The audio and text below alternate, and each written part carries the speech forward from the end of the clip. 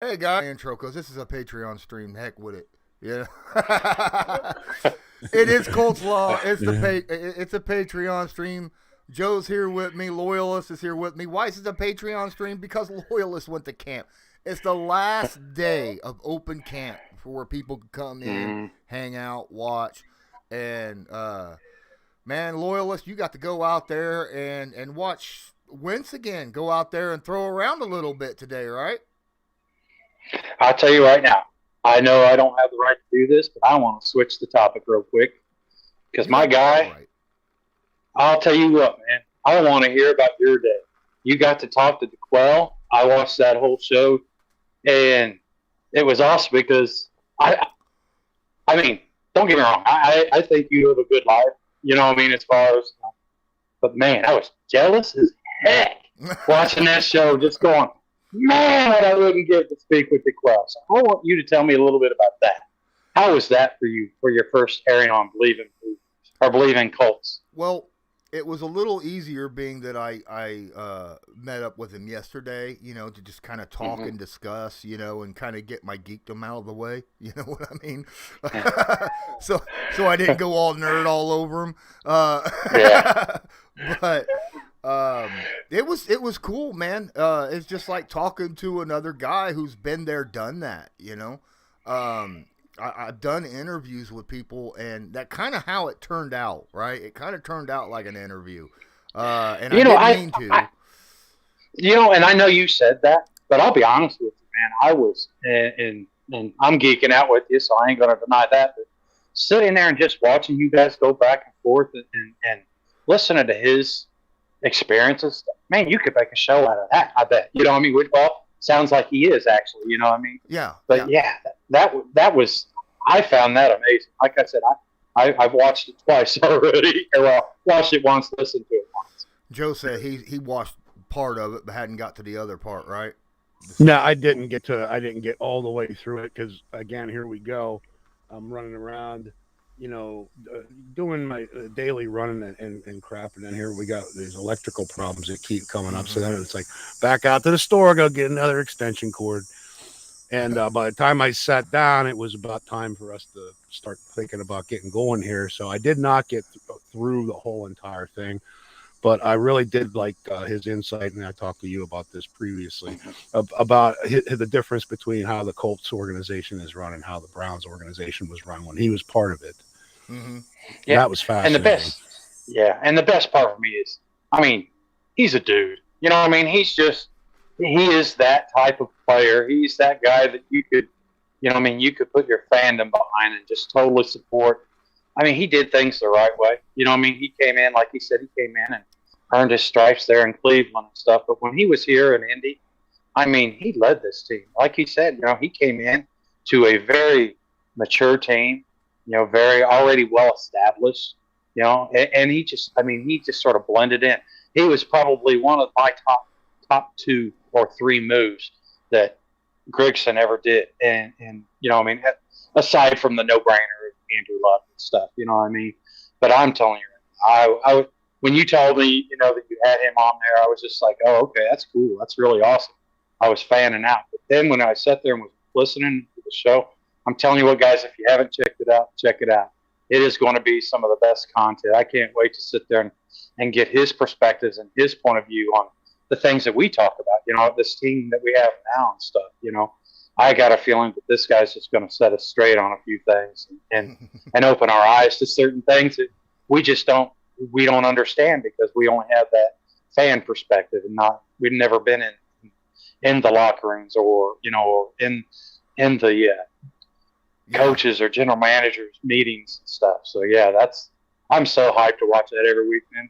I'm telling you right now, you need to make that a daily Daily Show. I show. was worried about asking him to make it twice a week, and he kind of sat there and he's like, "I think I can do that. I think I can." He said that sounds more reasonable because Believe only wanted once a week, half hour shows, and I was like, "Well, that's not going to make any kind of headway. At least twice a week Hmm. before the game, after the game. I think that seems fair." In a half an hour podcast, you ain't going to get through hardly anything. So I told him somewhere between a half hour and an hour. You know, we'll run that. Mm-hmm. Maybe, because I already talked to him. Now, I was telling Joe about this earlier before we went live while we were waiting on you. I said, man, sorry about that. Oh, it's no big deal, man. No big deal. I mean, as far as I could tell, there's no one even watching this right now because it's a Patreon stream. If you are watching this, say something in the stinking chat so I know you're watching this. But I was talking to DeQuell, and I was like, you know what? If you're interested, we could take some of these shows and make them live streams. And then I'll turn Super Chat off, but I'll have the donation link, and then, you know, people can donate to ask you specific questions and or comments or something. And if that happens, you know, I'll split the revenues with him. And he kind of looked at me for a second and said, okay. Like, I don't think it had anything to do with donation, you know, with the donation thing.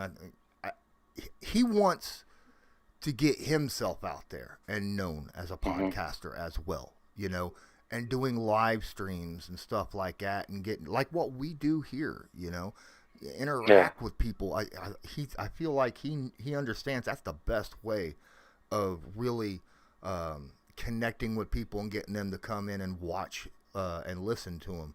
And because he's, like he said, he's got one of his own that he's got started up, and he's trying to get that built up. So this is kind of a learning experience with him. And you know, as I'm not a master live streamer podcaster, but I mean, this is my realm. You know, this is what I've been doing for a while. And, you know, I'm more than happy to give him the information that I have already, you know, garnered over the years. You know, no problem with that, because he's about to share with me information that I and those of us watching have absolutely no chance of garnering, no matter what. You know, I mean, not till I find my time machine. That's right. And make completely and utterly different choices in life. Well, yes. You know, starting with I need to biologically be improved, enhanced. You know, but some of that too is you get into, okay, well, I've known plenty of athletes that they're star athletes in high school. Mm-hmm. They go to the college level and they're hitting their stride and they're doing everything that they need to do. And sometimes people have those choices made for them too.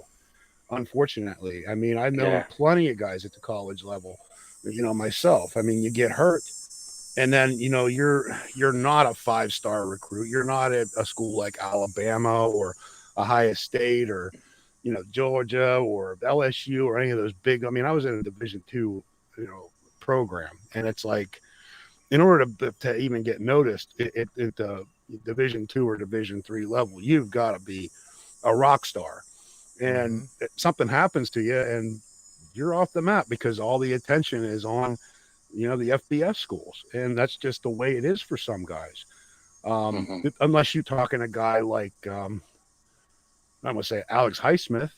Benny LeMay was a teammate of his at UNC Charlotte.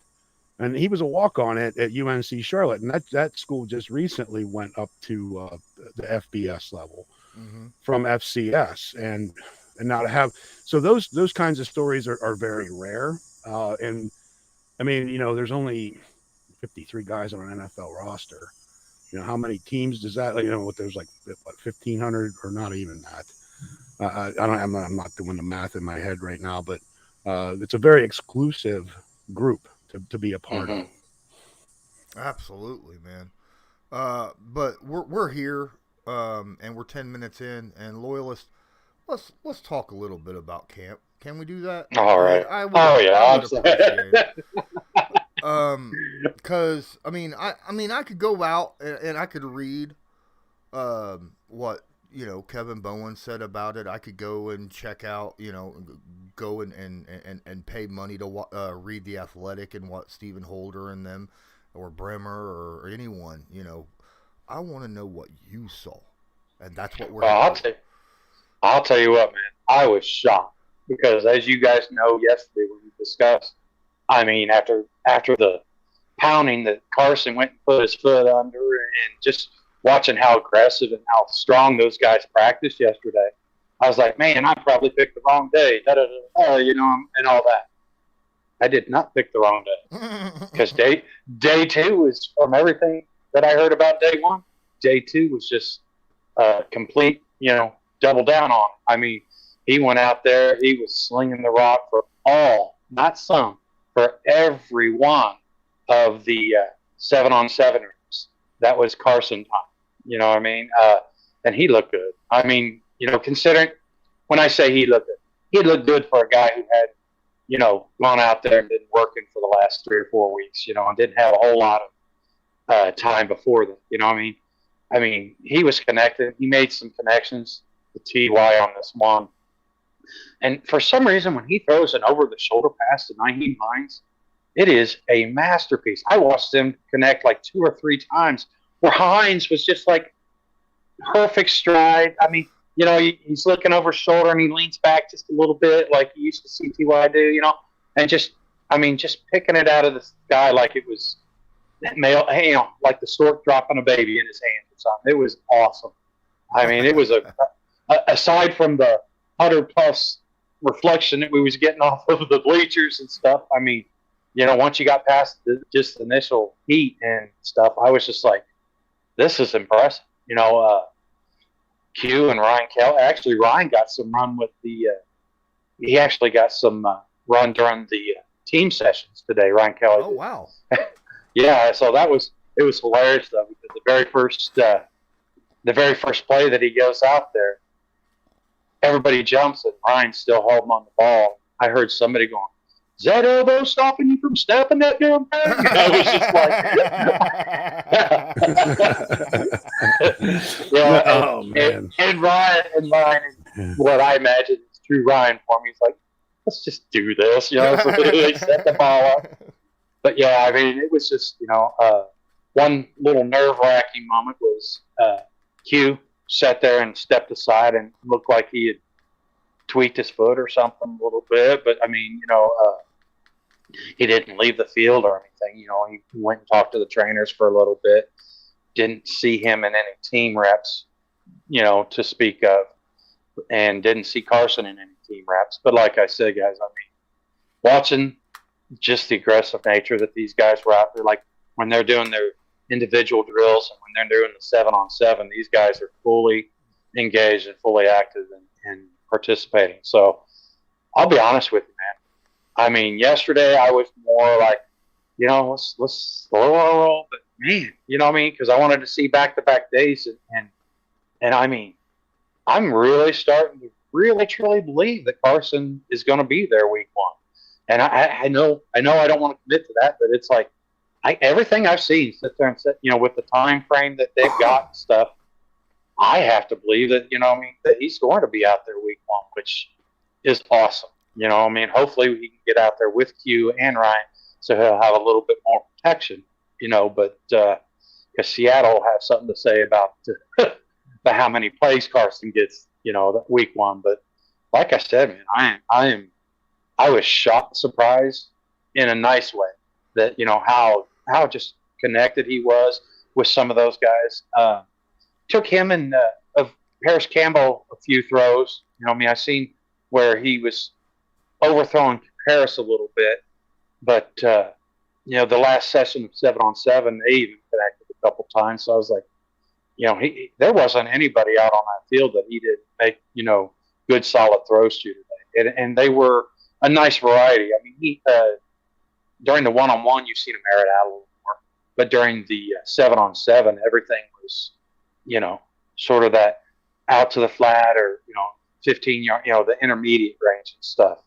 But like I said, everything just looked like, you know what, you know, 3 weeks of practice, I imagine they could probably work a lot of that out and find their rhythm. And I'm excited. I mean, I'm almost excited as I was to see DeQuell. You know what I mean? It's like, I am like just thinking that this is really going to happen, you know, and I hope I'm right, because like I said, everything today and everything we heard yesterday and everything I saw today was like, this is happening. Week 1, baby. Well, I mean, just for, first off, what's up, KDC City? Appreciate you being in here, man. I just want to let you know that, I see you and I appreciate you being here. He says, I think Carson is going to be out there week 1. And that, yeah, I mean, from all indications, it's a good possibility. But from what I'm understanding, after a down day yesterday, from what I'm understanding, Jacob Eason had himself a heck of a day today, right? He started off slow. Okay, he started off, and there was some overthrows and stuff. But I'll tell you right now, they did this 2-minute drill, no huddle. And honestly, I've always felt like that is Jacob's wheelhouse. He just always seems, once he starts sort of running off of instincts and stuff, it just seems to be like he finds that rhythm. He really works better. Makes me think of the old Jim Kelly days. You know what I mean? That K gun and going out. They just always seem to work better out of the, no huddle. And that's how I feel about Jacob, because I mean, he had a couple where he threw him away early on, and a couple that were a little high where he just missed the guy. But then he started getting his rhythm. But that last stretch of 2-minute offense that they ran, I mean, he was dropping dimes all over the field, and it was to an assortment of receivers and stuff. So yeah, like I said, he came out and finished off the second part of the day. They shared a lot of the ones and stuff, but the last part there was with the ones, and that was his biggest run that he got with the ones. And like I said, he looked like he was back in his comfort zone. So I think, Jacob is one of those guys who, when you watch him, you can see that who's around him does matter a lot to him. You know what I mean? Because I feel like he has the confidence in those ones and top tier 2s and stuff that that he probably doesn't have with the Farad Greens and stuff like that. You know what I mean? Yeah. Well, a thing about Wentz and these 7-on-7s that you're talking about, there is a huge thing. I mean, that not having the offensive line and the defensive line there, that changes a lot of stuff. And you got to realize, I'm not saying you, I'm just saying the people watching, they need to realize this, because it's not just pressure. All right.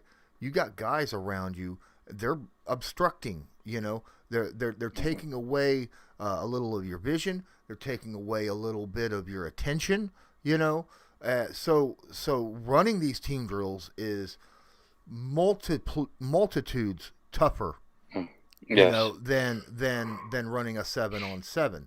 7-on-7, obviously, it's just, look for the first guy that gets wide open, because you're not worried about getting sacked. Yeah. You got coaches hitting you with those Q-tip looking things. Yeah. That's it. But yeah, I mean, that's great. From what I understand, the decision on who is starting on Friday comes tonight, and I don't know if it's already been announced or not, but apparently it is tonight that will be announced who will be taking that starting reps in the first half against the Lions. So that'll be interesting. It won't be Wentz. Yeah. And I did want to touch a little bit, since we've already talked about the other 2 quarterbacks. Ellinger was out there, and he got the early runs with the ones and stuff, and he just didn't look as comfortable. He didn't look as accurate. There was a couple plays, and I don't know that I've ever seen Ellinger do this, but where the rush was just so heavy on him and stuff, that he did this whole, jump in the air and throw it up, and I've never seen him do that before, and I saw him do it twice today. And all I can say from what I've seen when he does that is, let's not do that. Because, you take a guy who has a arm that's, your feet and your hips and that's where you generate most of your power in your throws. And then you jump in the air, and all of a sudden you've lost a lot of that power. And most of the times, like I said, it was like looked like he was just trying to lob it over and catch a running back or something, but he was very inaccurate. So I don't know if that is something he's working on, or if that was just something that he tried on today to see how it worked. But I'm a fan of just keeping that one in the pocket. Find another way. But like I said, he had an okay day. There wasn't. Okay, when you watch Sam, his excitement's via his feet for me. You know what I mean? I get most of the excitement watching him work the pocket and get, and roll out and do things with his feet to create opportunities. Okay. Today, there was only like one of those that he shined on. But then, like I said with Jacob, man, he can just create so much with just, releasing these passes and stuff just from the pocket. And for me, that's, that right there, I don't even know how they, honestly, and I'm not the coach, but I just don't understand how there's even a discussion. I really don't understand how. Only reason I could see if you put Ellinger out there is that you're saying, okay, I want to see if this guy's going to be a practice squad guy or if this guy's going to be our backup. Because quite honestly, like I said, Eason just looks more comfortable. Eason looks more accurate, more exciting as far as the pass plays go. Because for Ellinger, his most exciting pass play is, the 7 to 12 yard, to somebody and then they make the play. You know what I mean? That's where a lot of his distance comes on his passing. So, yeah, I'm sitting here reading some stuff from other people, and apparently the Gunners today on special teams units was obviously George Odom, but again, Ashton Doolin. Mm-hmm. Yep.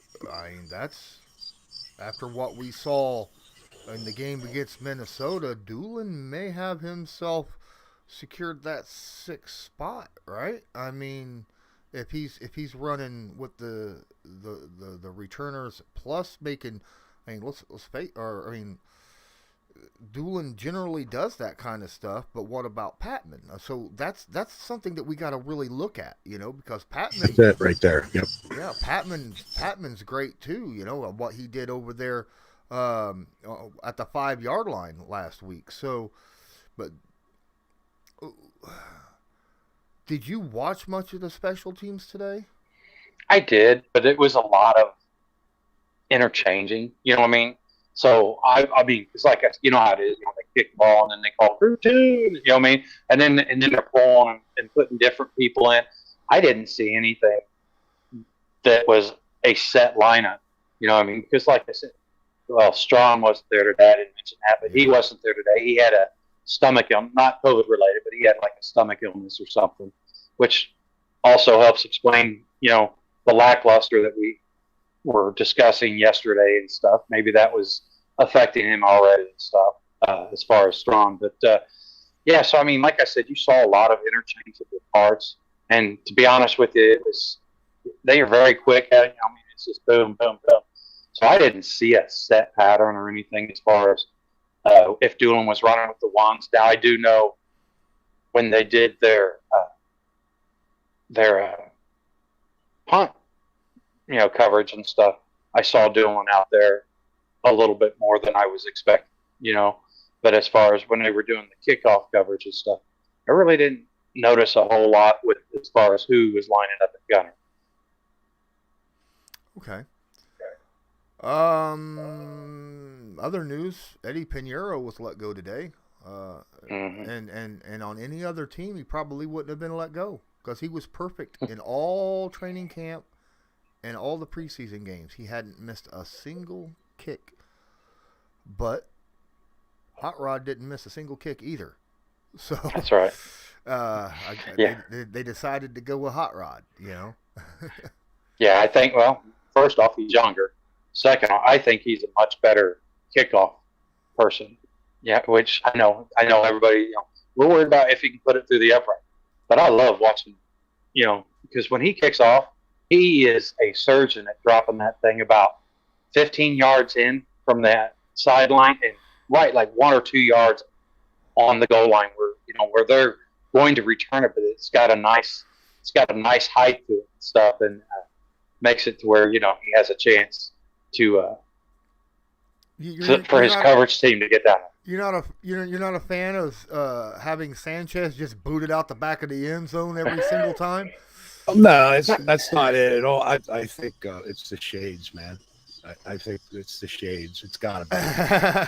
But that's got to be the deciding factor there. But I mean, who who in their right mind is going to have 2 kickers on the roster? At some point, you've got to make that decision, and it's like, okay, we'll bring this kid in, we'll try him out, and we'll bring this dude in, we'll try him out, see, what's what. But I mean, you're just not going to do that.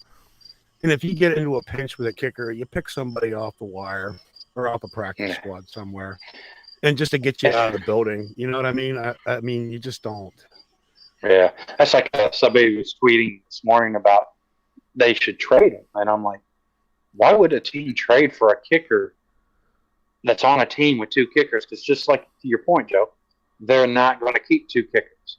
The only reason I could see to trade, would be to just so you don't have to compete against other teams for this guy. But like I said, I mean, they knew that one of the 2 kickers was going to be let go, and they knew that both of them were crushing it. So, yeah, I think that Eddie's going to find himself on a rock.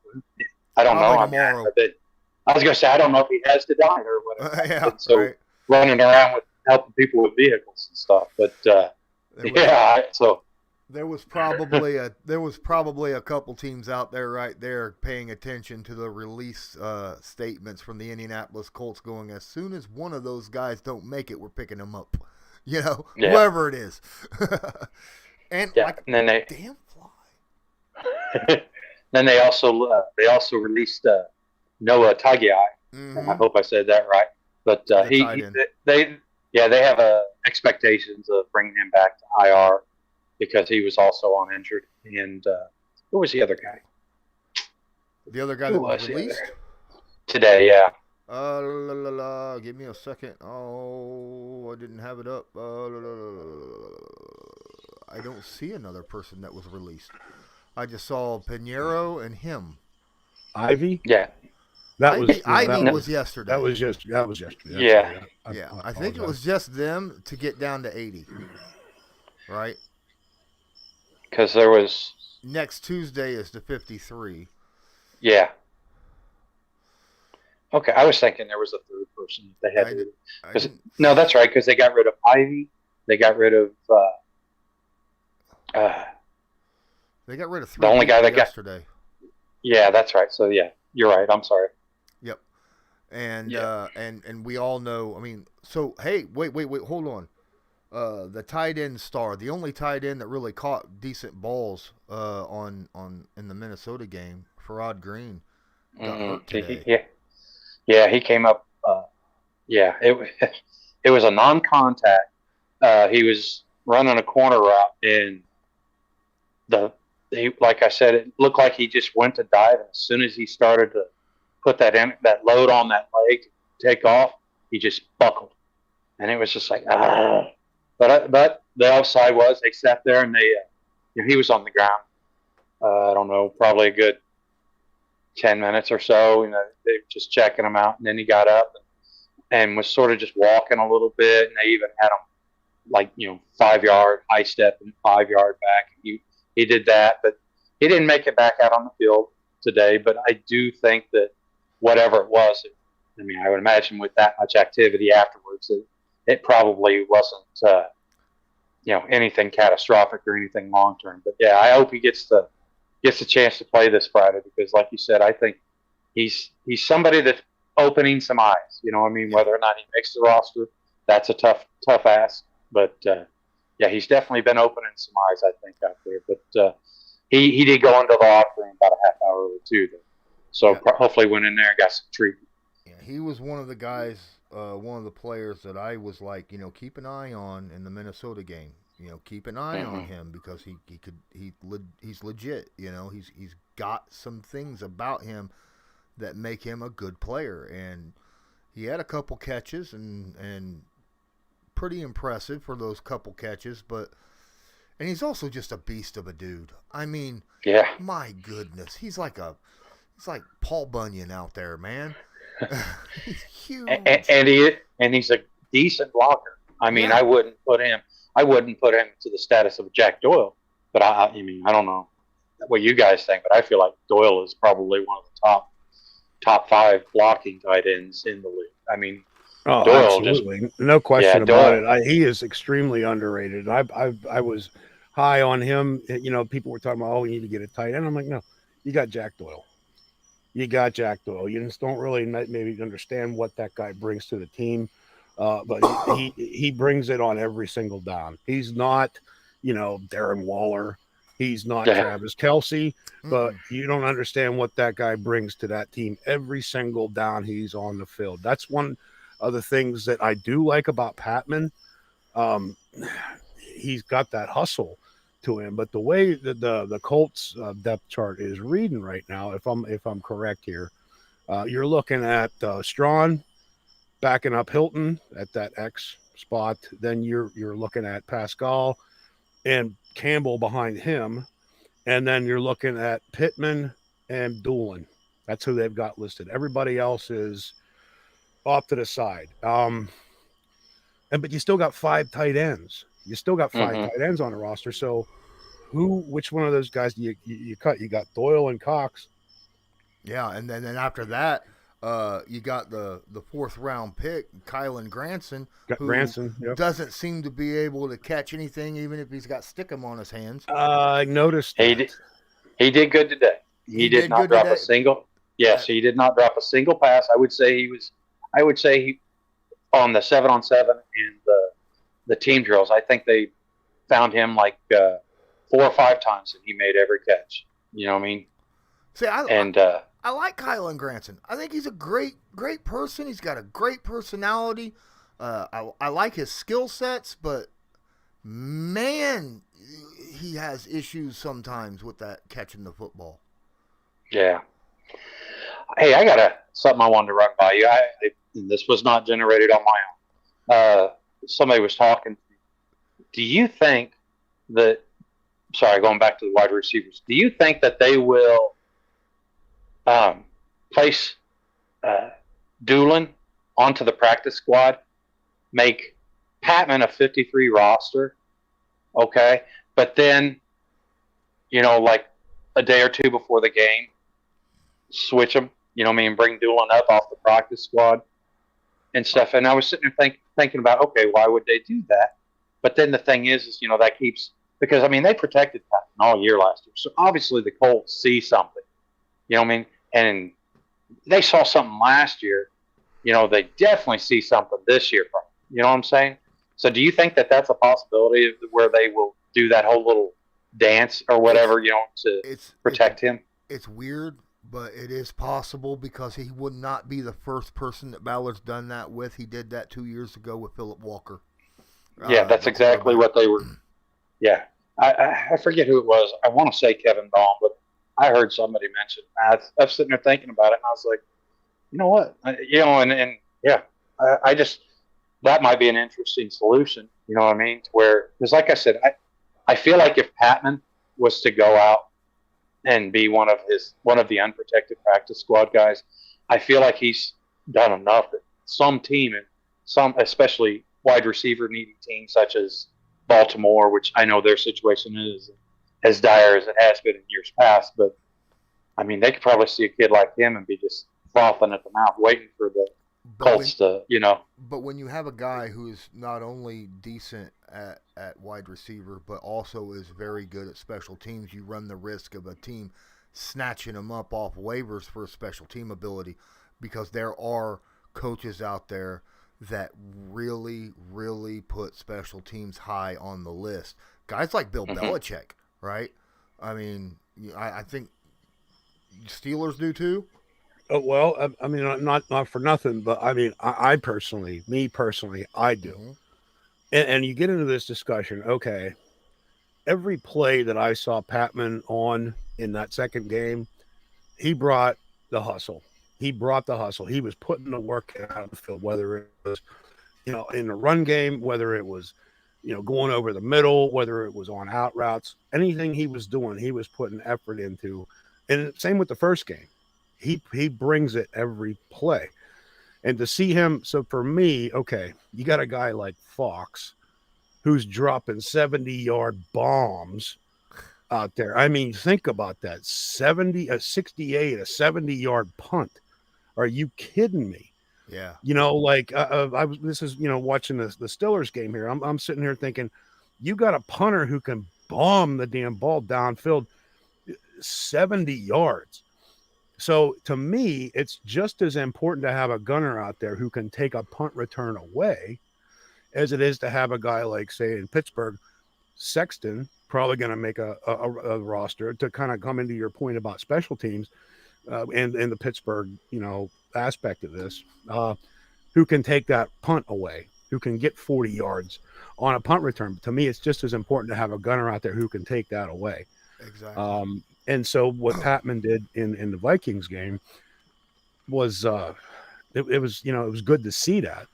But then how much do you talk about dueling at that point then? Mm-hmm. I mean, I think it's a mixed bag with either one of those guys. You stick either one of them on the practice squad, and somebody's probably going to snatch him up. Because I've heard people say, "Oh no, Patman, he ain't no good," and this, that, and the other thing. I'm like, no, somebody's going to give that guy a job.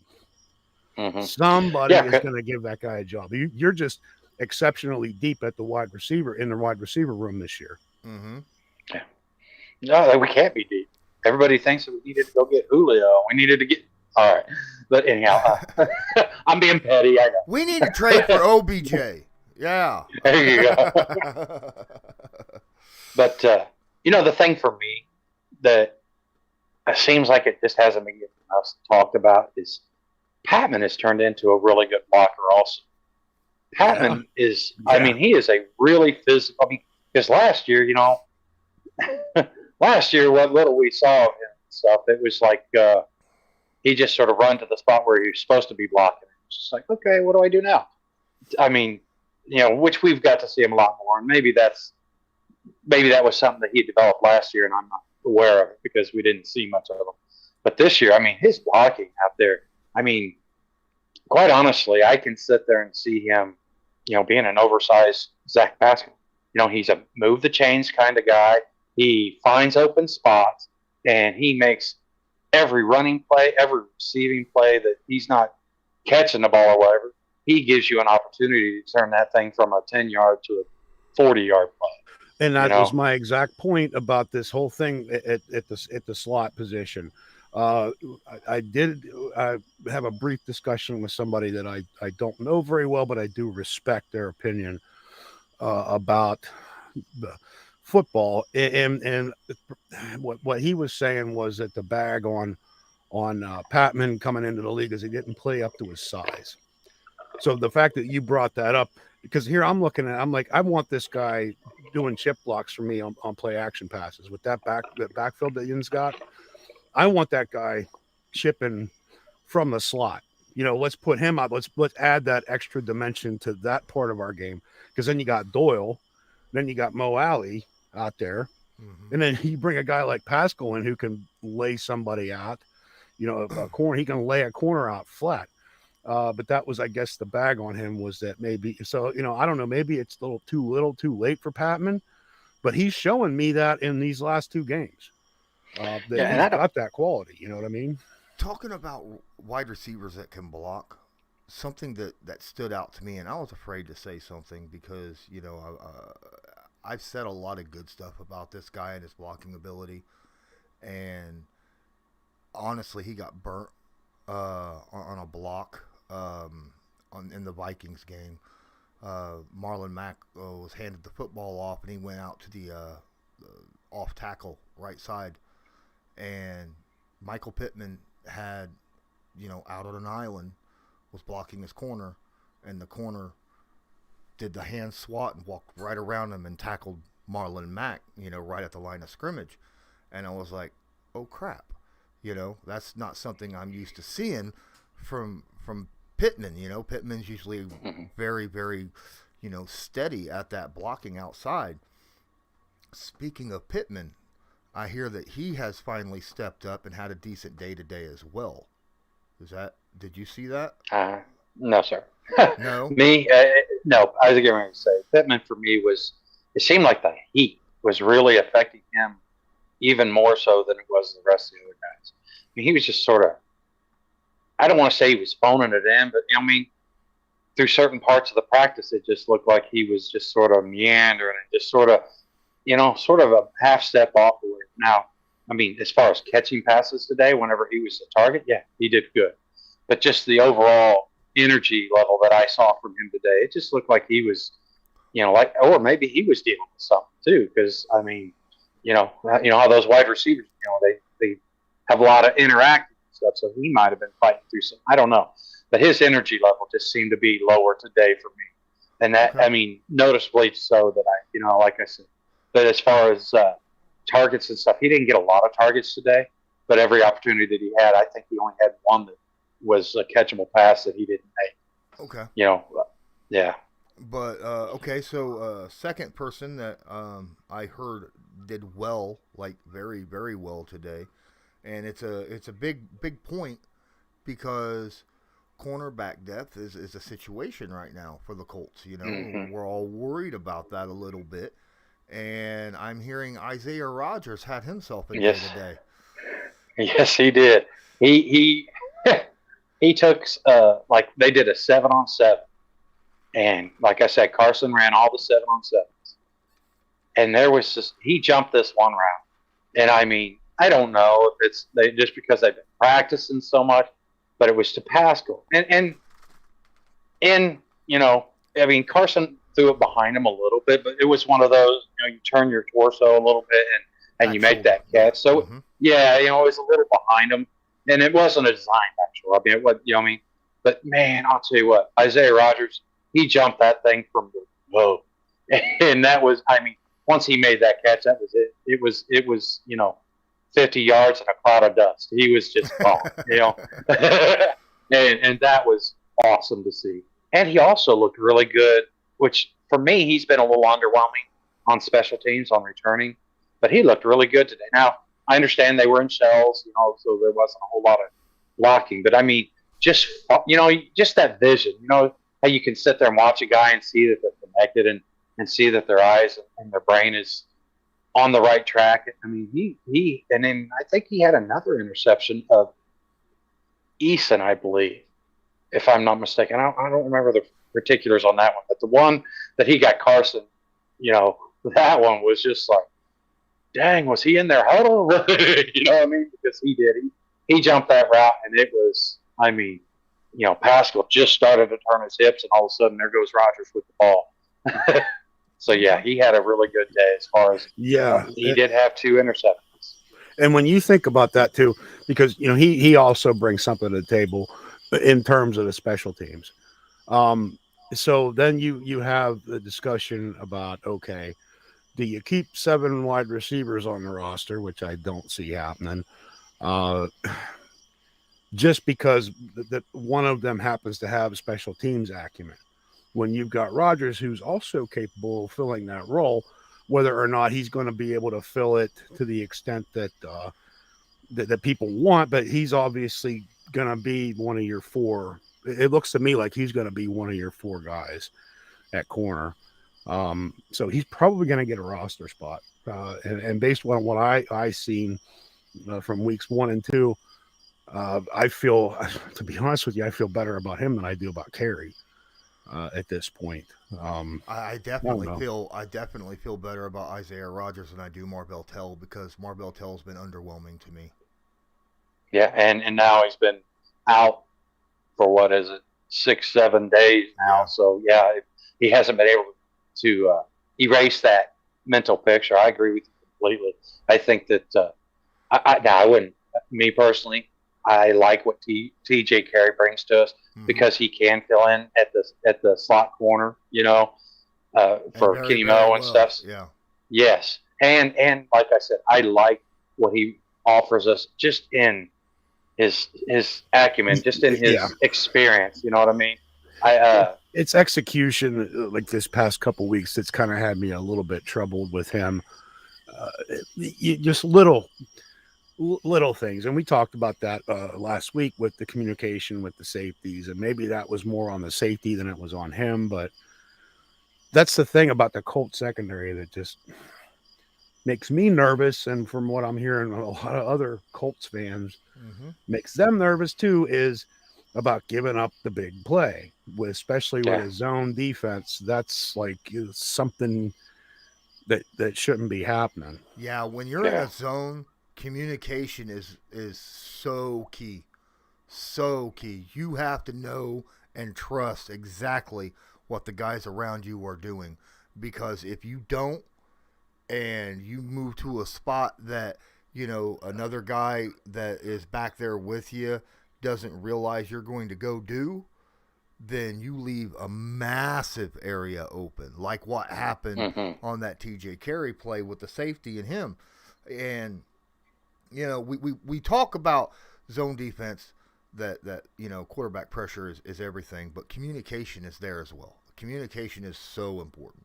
So, I mean, it's not all about just skill. It's zone defense is mostly up here, where man, it's all physical traits and reaction ability and things of that nature. You need some communication. You want to make sure you're not covering the wrong guy on a route.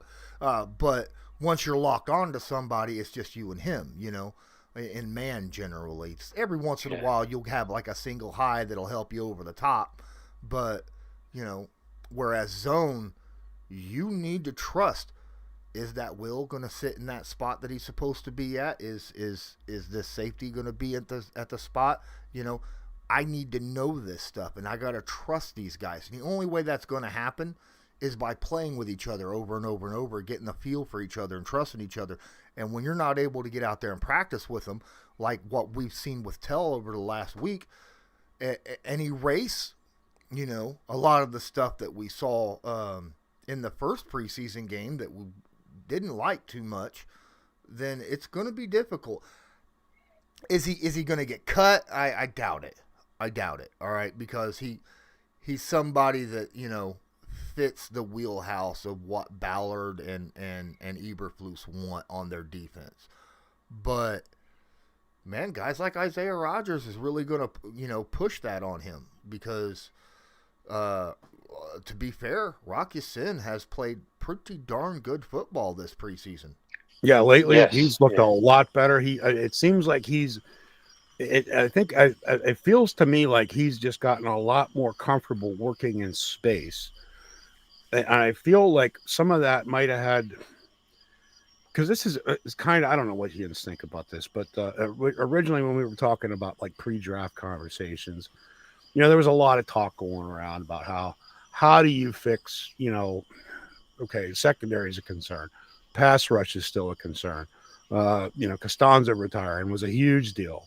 Quarterback, you had all those massive, really important roles that you needed to fill. And so I'm thinking, well, what about bringing a guy like, which is probably a good thing that they didn't. What about bringing a guy like Sherman in? Because he's going to retire in a couple of years anyway, if he's not already run out of the league after what happened this summer. But what about bringing a dude like him in to kind of mentor this kid? Because, I mean, he's got talent. For miles, he's got talent. But it's working in space, like he's always been really handsy.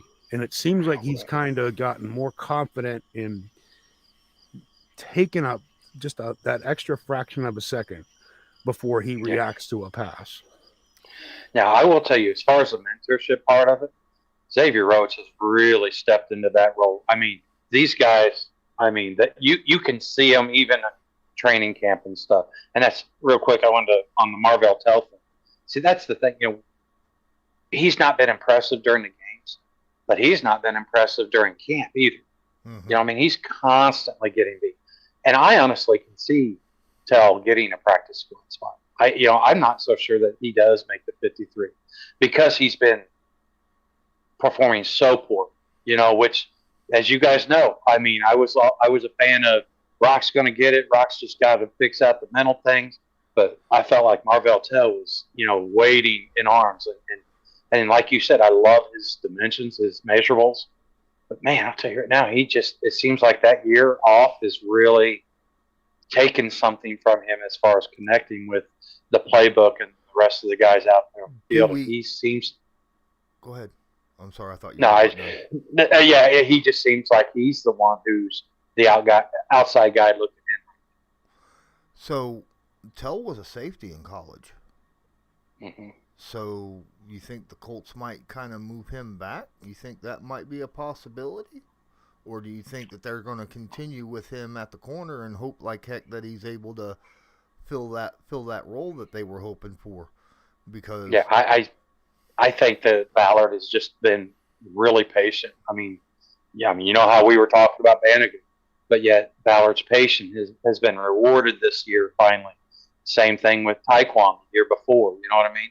So I honestly can see, and even though Tell is, what is he, third year now, I think, but it's actually only 2 because of last year and him opting out. Yeah, so I honestly can see him being kept at the corner spot because, like we've discussed, I mean, there's a young man named Sasha who has just been looking really impressive at the safety spot. And then you've got Odom, you've got our 2 starters. I mean, but here's something and I'm going to keep asking you still. Look, this Carson situation, okay, he's healthy, okay, and he starts week 1. It's hypothetical. And I was a very strong proponent of, no, you still keep 3 quarterbacks. But now look at okay, now you've got safety, that you've got extra people that you sort of want to keep on. You got the D line, okay? You've got your wide receivers. So you've got all these choices.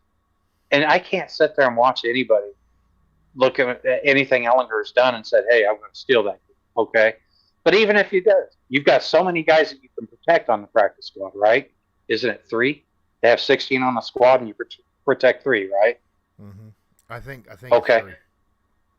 Why not put him on there to open up another spot for you? If Carson plays and practices well enough, you know what I mean? Because that's what we did. And I know with the COVID, you got to keep.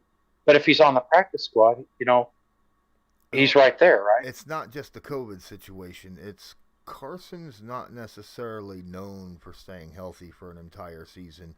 And if Carson gets hurt or, COVID hits, then you have no backup because Eason will be starting and there'll be no backup for him. But that's what I'm saying. He's sitting right there on the practice squad. I mean, you can pull him off the practice squad. What is that, a 2-day process, I think? Yeah, but 2 or 3 days. Again, Ellinger might get picked up by some because the first preseason game he looked pretty good. I mean, and he shows traits. For an NFL quarterback, maybe not a starting NFL quarterback, but an NFL quarterback as a backup. There's probably a lot of teams that are in a pinch situation that wouldn't mind having an Ellinger sitting back there rather than who they have as a backup. I'm not saying that it would happen, but there's a lot of people who really appreciate the traits that Ellinger brings to the game. Now, I don't want to overhype Ellinger because I'm not a massive fan of the kid. I love his attitude. I love his backstory. I think it's weird because I call him a safe quarterback, but he's thrown 3 interceptions. Yeah. But did you listen to KB show this morning? Oh yeah, he was talking about. He said then he did the math, and he said that Eason, because of the number of more plays that Eason's had and stuff, he said Eason would have to throw his next 5 passes as interceptions to equal out mathematically to what Ellinger's already put out. You know what I mean? Because Ellinger's, I think he said he's had 28 completions and 3 interceptions.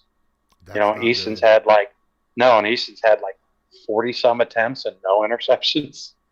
Now, to be fair, there was a couple throws that Eason's thrown that could have been picked off, but I mean, first off, it's his own throwing nature that keeps those interceptions from happening. So and he was looking good at that today. By the way, I noticed they were during warm-ups even. He was really sitting back and just dropping back 20, 25 yards. But he was putting just throwing dimes. But I mean, everything came in soft. Everything. I mean, you could see that was a point of emphasis today, which was sort of cool to see. You think he might be able? Eason might learn some stuff from Wentz the way he learned from guys last year, because Wentz has got a cannon too. but he knows how to deliver a fastball, but with a little more softness to it. So, maybe Eason can learn a little from Wentz in that situation. I don't maybe. Yeah, well, for my part, I think with Wentz, some of the times when you see him sail a ball a little bit, I think that goes more back to his footwork. Yeah. Or has gone back more to his footwork than because that's a really good point to bring up, though, because that's a nuance that you do that I personally now I'm starting to wonder about, because typically when I've seen Wentz sail balls, it's because it's because his footwork isn't what it was supposed to be. And I think it's really interesting that was like a point of emphasis for me when I had discussions with people just about what Carson Wentz has the potential to bring to the table. I said and then Greg Cosell even said this. I love Greg Cosell. He's just a freaking genius when it comes to analyzing film. And he pointed out everything below the waist can be fixed. And that was so Wentz, he does, if you really look at film, you can see it time and time and time again with Carson Wentz not driving his hips through throws or overstriding to try to get more power behind the ball without actually driving his hips. And that's when you tend to see him throw a little bit more of a rainbow, where a guy has to come back to it a little bit. So that's a really good point that you brought up, because I don't have the benefit of being there to see what his actual throwing motion looks like. I really wish I could, but to kind of see what his release looks like, what his hips look like, where he's pointing his foot at, that would be. I would love to do a film study on him right now after foot surgery.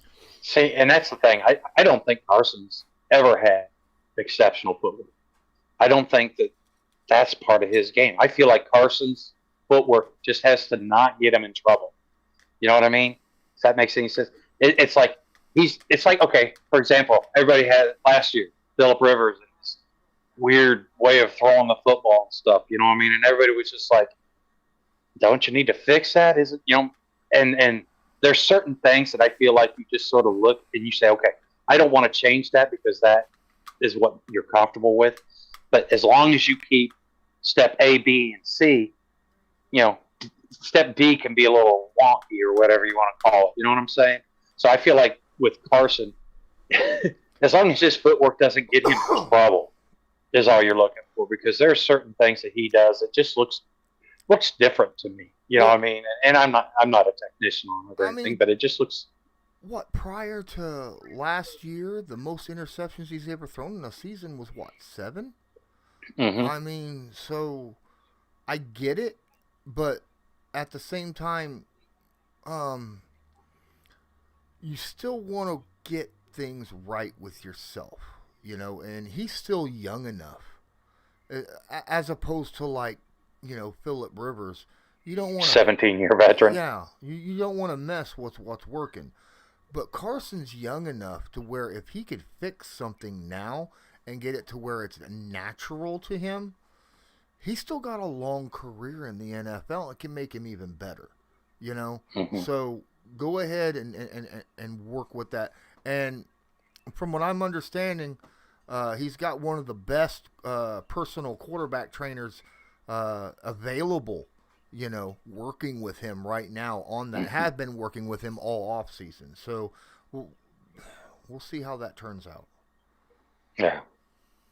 I think that had a lot to do with why that bone injury finally became an issue. Why it finally became, because that's been there since high school.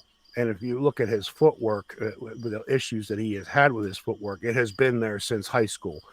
And that injury is synonymous with those kinds of issues with his footwork. And it makes you wonder if he's getting drilled a certain way, if that's not what kind of caused something to kind of pop loose there and say, yeah, we probably ought to get this fixed. That's a heck of a point. I mean, seriously, Joe, that probably is one of the biggest points. He's probably been working and his footwork has been the way it is because of the injury that he's had this whole time, that he's dealt with, and he's had to step and move specific ways because of the injury that really hasn't bothered him because he stepped a certain way for it not to bother him over, the last 10 years or whatever it is that he's had that injury. And now that, like you say, this personal trainer steps in and says, look, you need to do it this way. And he starts doing it this way. And then it brings it out, like you say, and it brings it up and they get rid of it. And now maybe he might even be better for it long term on multiple levels because, of that specific what you're saying there. And also in terms of his mobility as well. I mean, I'm really leaning toward that. I'm not a doctor. I'm not a professional quarterback trainer. I'm not a quarterbacks coach in the NFL. But to me, it just seems like a logical kind of series of events and a logical kind of progression with how this all came to be, having those issues brought up. It just seems natural to me that that's what the case is. But the thing for me is this guy has been working with Carson since he came into the league. This isn't like this is the first year that he's worked with him. You know what I mean? He's been with Carson. Yeah. He's been with Carson, and when he was in Philly, with Coach Wright. You know what I mean? And oh man, everybody left. But anyhow, he just. I'm here. He, like I said, he's just, to me, he's always been with that guy. Honestly, I just feel like that is just something that just worked its way loose. I mean, you think about how much pounding and banging those feet take, and like I said, with my foot injury, I knew that I had it. Whenever I first got it, but I dealt with it for a long time just because it wasn't that bad. Well, with Carson, he said he didn't even know that he had it. The injury and stuff. So I don't know. I mean, I honestly believe it was just faith or whatever power that you believe in. I just feel like that it was just time for it to work itself loose. And, and it's the thing that I find funny is, everybody goes from, no, it can't just be time and wear and tear. No, it's got to be the curse on the field. And it's got to be, by the way, this field is excellently maintained. It is a beautiful practice facility. So the fact that, everybody wanted to find a reason, I honestly just believe that for me, that it just seems like it's just something that it was its time. And now that it's done and over with, the Colts have him now to be their franchise quarterback for the next 10 years. Well, that's the way I look at it too. But my thing is, okay, it makes me wonder how much the team was involved with those decisions too. I mean, all this stuff happens behind closed doors, and they have these conversations in these conference rooms, and then you're talking about medical stuff and HIPAA violations and all this stuff. But then the NFL has this thing called the injury report, and it makes you wonder how much of that kind of the team had something to say and say, we really don't want to put this on the injury report. Or, I mean, you seen that in Tampa Bay last year with Tom Brady's knee, where they let that go for an entire year, and now they're getting in trouble for it. This was supposed to be, you said it was just cleanup. No, it wasn't just cleanup. He was playing with a torn ACL or MCL or whatever it was, and Yins didn't tell us about it. And you kind of wonder how much of that plays into what your point, or Loyalist, how much your point goes into that, and how much the team had to do with him working with that specialist. Because when you're under contract, and that's it. Yeah. And it makes you wonder if the organizational change was what actually brought that all to the surface. Yeah, I don't know. Like I said, most of my experience as far as organizational goes is just with the Colts. And I'm not saying that they wouldn't do that, as far as, but I have never heard of a player like we went through Andrew Luck and his shoulder, and they did the best to explain to us what it was, but, they never hid the fact. But at the same time, you got all these people saying that they were hiding it. that they were, like with the shoulder injury and the snowboarding incident and his foot, that there's a lot of people out there saying that they were hiding it and weren't given the honest truth on things. And I don't see it that way. I see it, and the problem is with that is if you do see it that way, then what that ends up doing, like if you're like, okay, I don't think that they were hiding it from you, but then like with the whole foot, it was like started off calf, then ankle, then foot, then back to ankle, and it's either I get hit with, well, if it's not they're lying to you, then they're incompetent.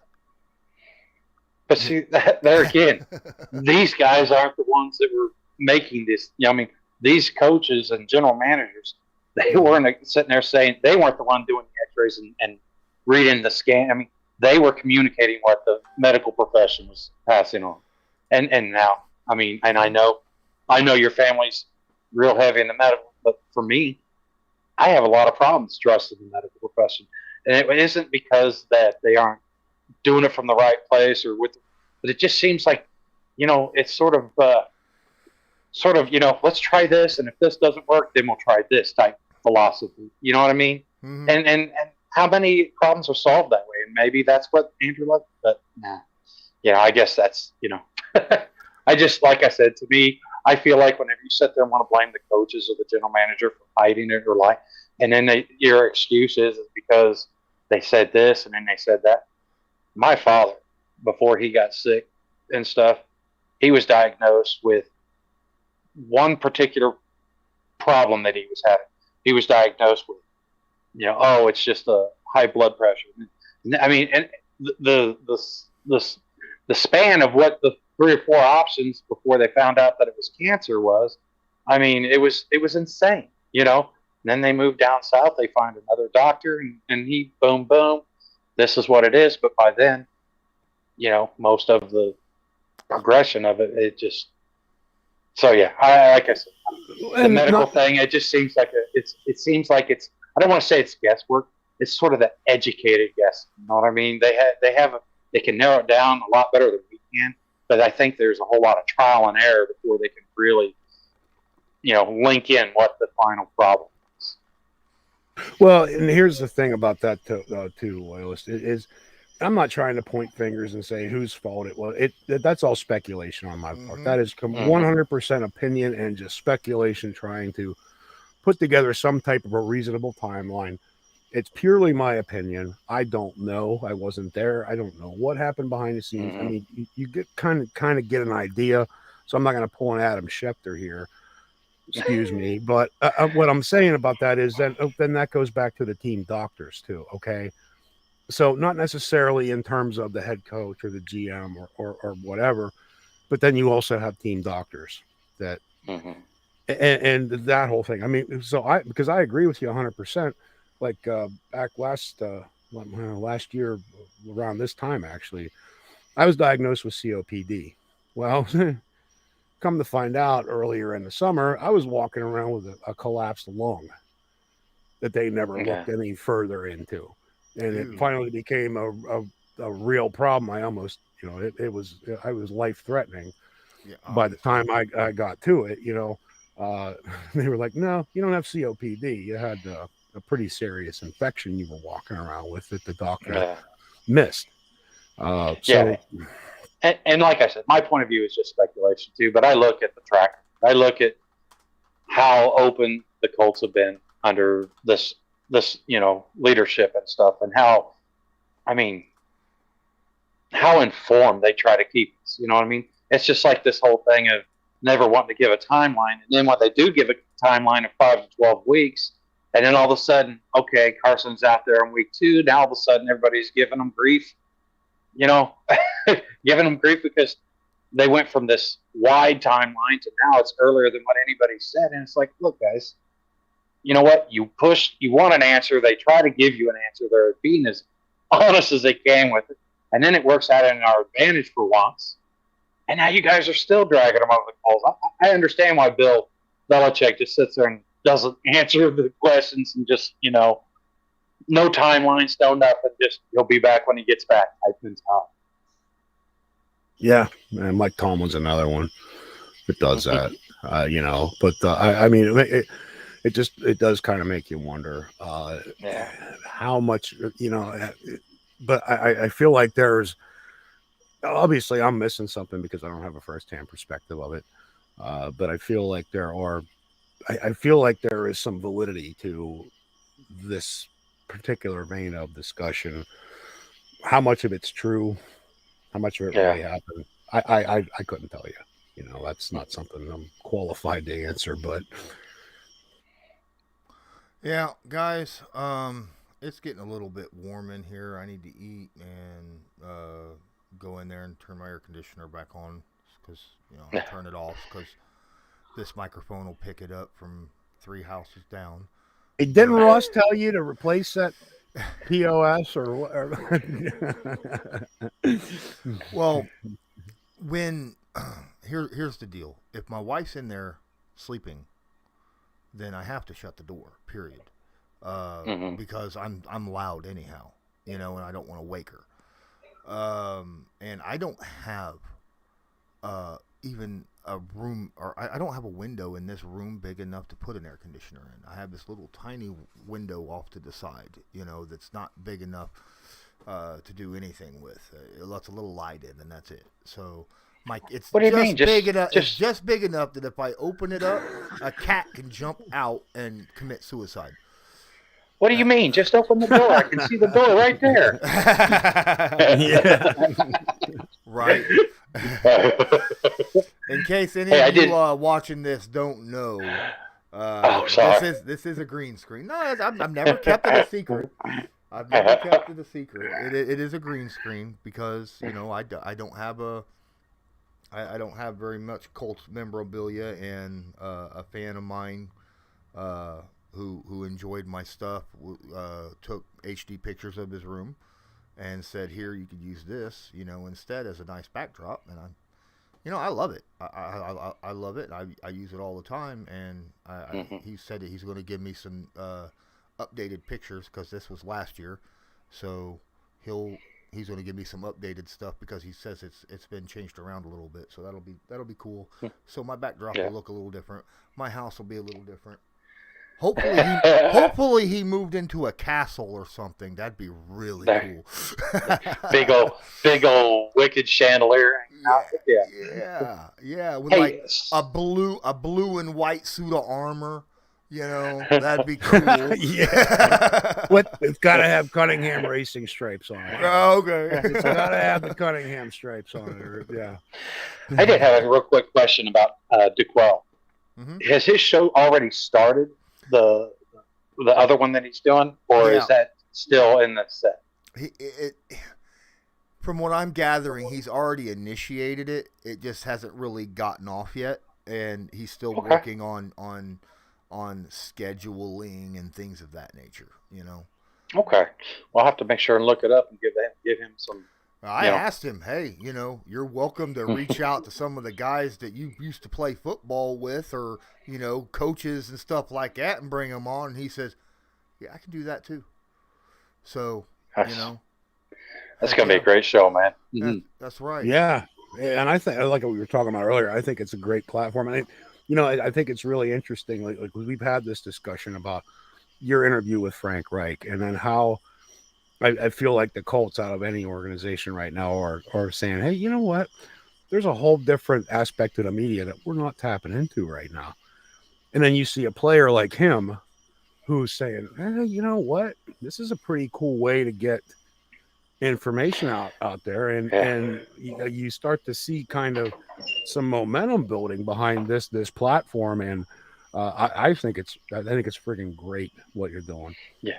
And I'll tell you what, the Colts seem to, to hire these guys nonstop because you got Pat McAfee's got an amazing, obviously his is more open and more diverse. Yeah. Then you got Darius Butler, who's got his podcast is doing pretty good. Him and AB, Antoine Buffet, yep. Yeah.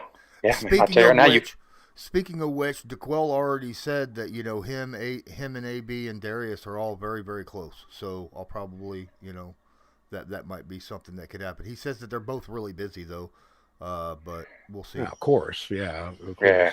But I feel like McAfee was the one who kind of led the charge on that. And he's a meathead from Pittsburgh.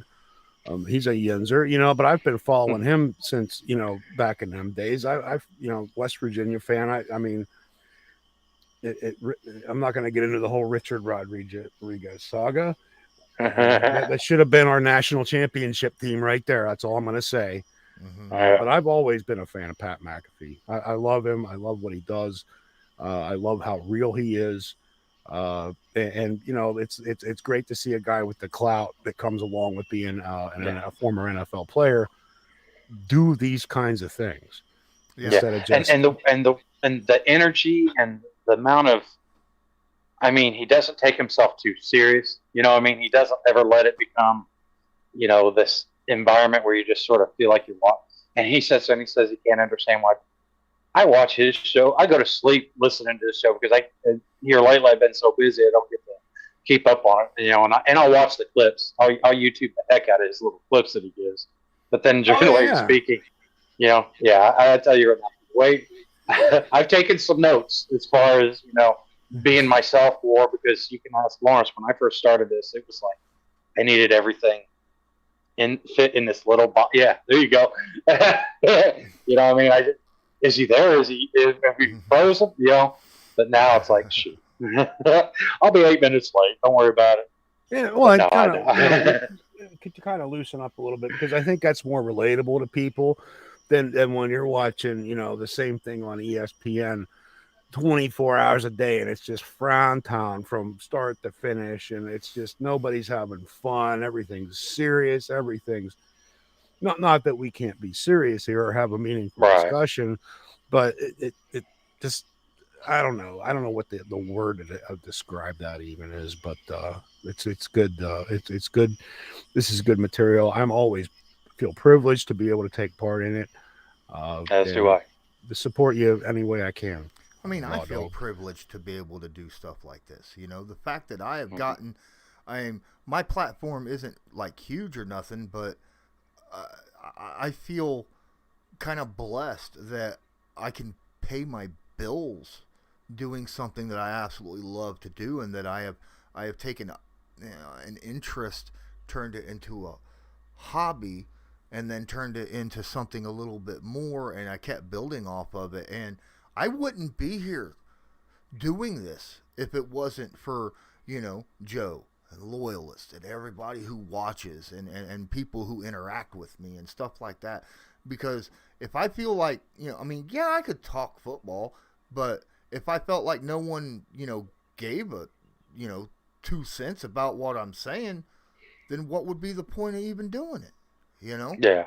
So, I enjoy the heck out of it and feel absolute blessed that I'm able to do what I do and do it with. I mean, look, yes, I have DeQuell Jackson that I'm doing a podcast with, but you know what?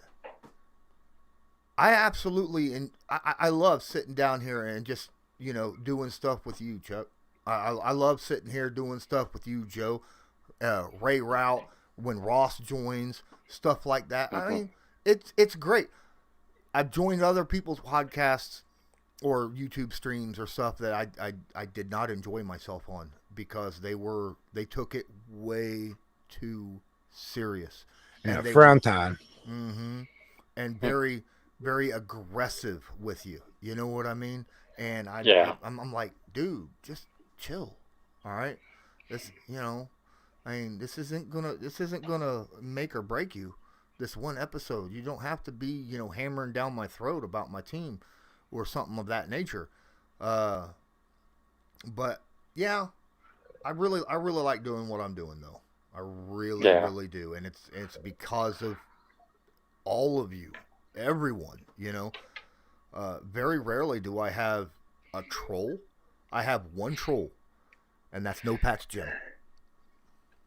One troll, and he's a Chiefs fan, right? And It's okay. I seen that the other day. Yeah. Yeah, and it's okay. I don't mind him in there because at least he's giving his opinion and he's not being an overall. I mean, there at times he can when he's like it's not football season. Yeah, but some of us still want to talk about it because we don't care about baseball or basketball or curling, whatever it is, whatever season it is, you know. Speed, Lord, speed. Right. I mean, come on, man.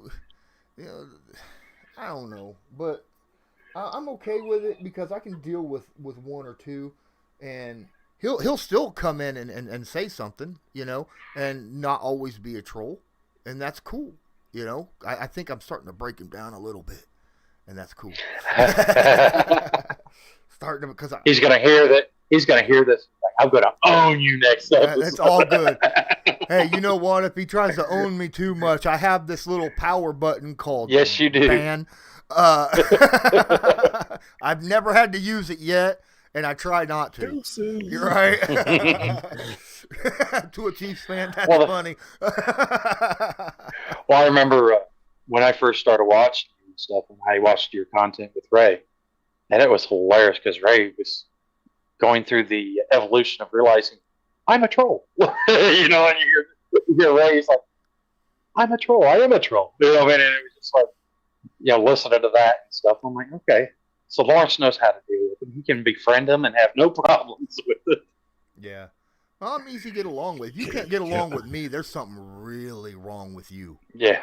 Yeah, I agree, man. And that's part of that's another part of the reason why I gravitate toward your content is because I've seen some of these guys are talking about, and I'm like, okay, yeah, whatever. Yeah, I'm not going to get into any details. I'm not going to out anybody or say anything bad about anybody. But it's like, you know, all right, whatever, buddy. It's just not my style. Yeah. Mm-hmm. Well, guys, I'm going to eat some food. Probably make me a glass of hot tea. Go in here and maybe watch hot a TV tea? show. Yes, hot tea. I like hot tea. I like hot tea during the winter. I like hot tea. I just can't do it during whenever it's 110 degrees outside. When I go into my bedroom where the air conditioner actually is, and that sucker's on, it's cold. All right. So it's not so bad.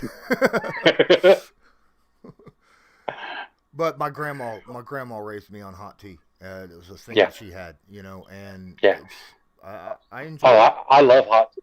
I don't do coffee. So I like hot tea and I like hot chocolate. You give me a cinnamon stick. Coffee. Oh, I can't stand coffee. Man, when I first drank coffee, I was like, who puts dirt and water together and drink it? You know, when I first ever had it. You know what I mean? Mm-hmm. And then when they say acquired taste, like beer is an acquired taste, right? Yeah. Most alcohol is, to be fair. I mean, no one ever goes, I like that burn and that nasty aftertaste of Jim Beam. You know what I mean? Anything that makes you go, ah, and then you, oh, that's all right. Right? Yeah. A lot of drinks are an acquired taste, but it used to be, you know, cream and sugar, bigger than heck with my coffee, and I was like, oh, okay, you know, I can drink the heck out of this now, you know, because I can't taste the dirt. But now it's, you know, it's not so bad once you drink it for a while. I did it because of the beneficial effects it has for those of us when you're working a, you know, 9-to-5 job or whatnot. You know, you get up in the morning, you have your coffee, and within an hour, it's helping you go. You know, you know what I mean? And then you get used to government coffee, which is, you know, let's just scrape the mud off the bottom of the Mississippi River and throw it in a pot and put a little bit of water in there. You're good to go. Right. And then 2 hours later, you're feeling your hair grow. Like, give me something to do. I know some. I got some friends from back in the day that used to get that. What was that? Something Brothers. It was a coffee brothers. Hill Brothers. That might be it. I don't know. but it was instant coffee. And they would fill a cup halfway Cowboy full. coffee. Yes, Halfway full with instant coffee. And then the other half water. And literally it was like syrup. And that's how they would drink it. And I'm like, oh, it's like, I got to have the energy to get through the day. I was like, that energy's only going to last you an hour. And you're going to be bouncing off the walls you're going to have a heart attack, dude. You know? The first time I ever drank coffee, it was just trying to show that I was grown. You know, I was like 13 years old. And mom and dad drink coffee, you know what I mean? And yeah, so I sat there and then the first cup of coffee, because my mom and dad drink it black. So the first cup of coffee, I was just like, oh, this is terrible. Then I found out sugar and cream, and I'm like, okay. Then it was like, okay, you need a little coffee with your sugar and cream. Right. So, and it didn't work. It wasn't as effective. So finally I just gave up on coffee.